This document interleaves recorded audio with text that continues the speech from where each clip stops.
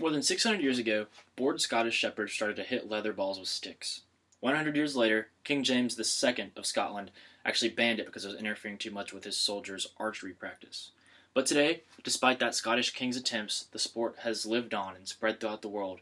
It's played on every continent except Antarctica, and astronaut Alan Shepard even played it on the moon.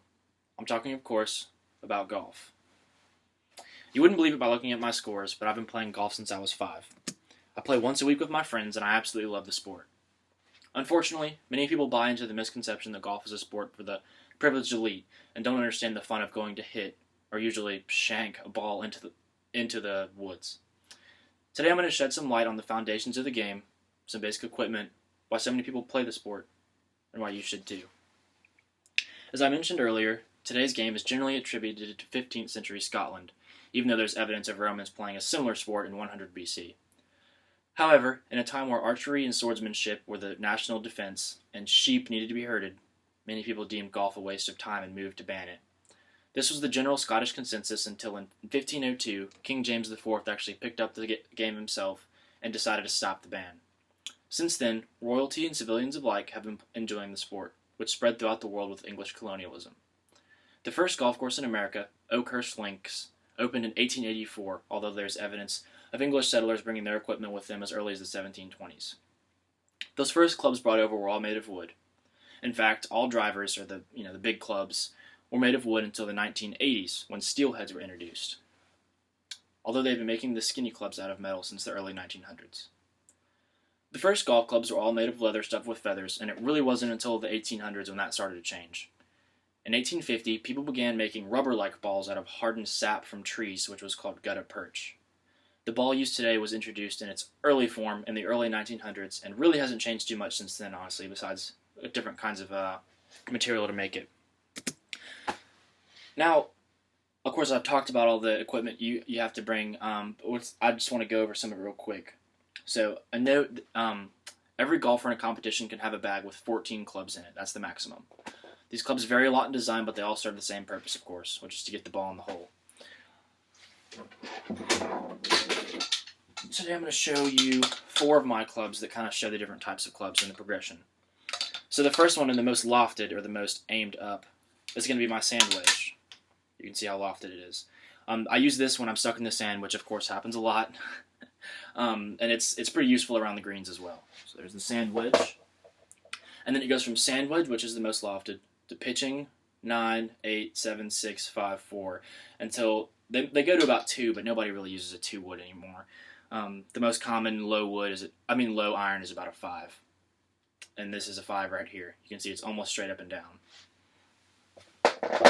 Then, of course, you move on to the clubs that you see on TV all the time, which are the big ones with the huge heads. Those go from 5 wood, which is the most lofted, to 3, to the 1 wood, which is this right here, more commonly known as the driver.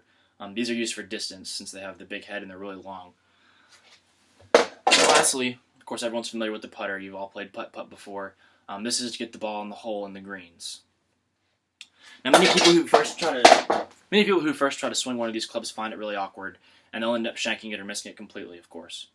Ben Hogan was a really famous golfer in the early 1900s all the way to the 1960s, and he made a book called The 5 Fundamentals of Golf, which was given to me as a kid, and it outlines the keys to a perfect swing from the grip, the stance, pull back, going forward, and following through.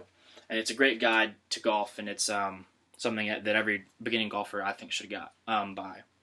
Now, many companies make golf balls, but they really only vary in what they're made of, and barely even that. They all have pretty much a rubber core with a plastic coating. Here are 2 of them right here. I found both of these on the Tech Golf Course, which is where I find most of my golf balls. Really nice golf balls can be about $4 a ball. These were free. So when you're poor and broke and a college student like me, you tend to look around grass to find golf balls, even though you gotta kind of watch out for snakes. In addition, another thing that everybody uses in golf is the tee, and most everyone's seen it. They don't really know when to use it or where you can use it. You can only use the tee on the first swing of every hole, and it's something called the tee box. It's where you first start off from. It just lofts the ball up in the air, so you can hit it harder with your driver, and it's very useful, of course. And the last piece of equipment that pretty much everybody uses is the glove. You put it on your non-dominant hand, so if you're a right-hand golfer, you put it on your left hand like this, and it keeps down blisters, basically. It's just a blister avoiding technique. Now, after you've seen all this equipment, and I've talked about how expensive the golf balls were, and my set of golf clubs is about $600, $700 that I've purchased over the years, it's very easy for somebody to say that golf is too expensive, which in my opinion it is. They can also say that golf courses are too hot most of the time, which they are. And despite all the practice, it is still really hard to be a good golfer, which is true. So why do I like it? One of my favorite publications, The New Yorker, published an article a couple years ago called Four, which is what everyone yells when they shank a ball towards people. This article outlines the key to being a good golfer, which is accepting that you will never be one. It's kind of a sad outlook on it, but it's true. When you watch the pros play, it's easy to think, okay, there's a ball, and you swing, and it lands in the middle of the fairway, and it's not too hard. It doesn't look too bad. But when you go out there and try it, you shank a ball into a pond, or you shank it so far right that it's 3 fairways over. Many golfers are very angry when this happens, but the key, according to Larry David, the author of Four, is to accept that you will never be very good. That's how I play. When you accept you can't play like Tiger, golf becomes a pastime with friends in nature, sort of like camping, I suppose. It's time to catch up, get away from reality, and it's the one time in life where you can hit something as hard as you can and not get in trouble for it. Now, golf has delighted and frustrated people for hundreds of years, and I believe it's going to be doing the same for hundreds of years to come. It has an incredibly rich history and can be the best time you've ever had if you let it. If you say, I know this ball might not go in the hole, but I'm going to have fun out here, and I'm just going to have a good time with friends. Now, I hope I've been able to teach you something about the sport, and I encourage you to go pick up some cheap clubs and maybe try out the sport for yourself. But remember, just don't let it interfere with archery practice. And with that, thank you very much.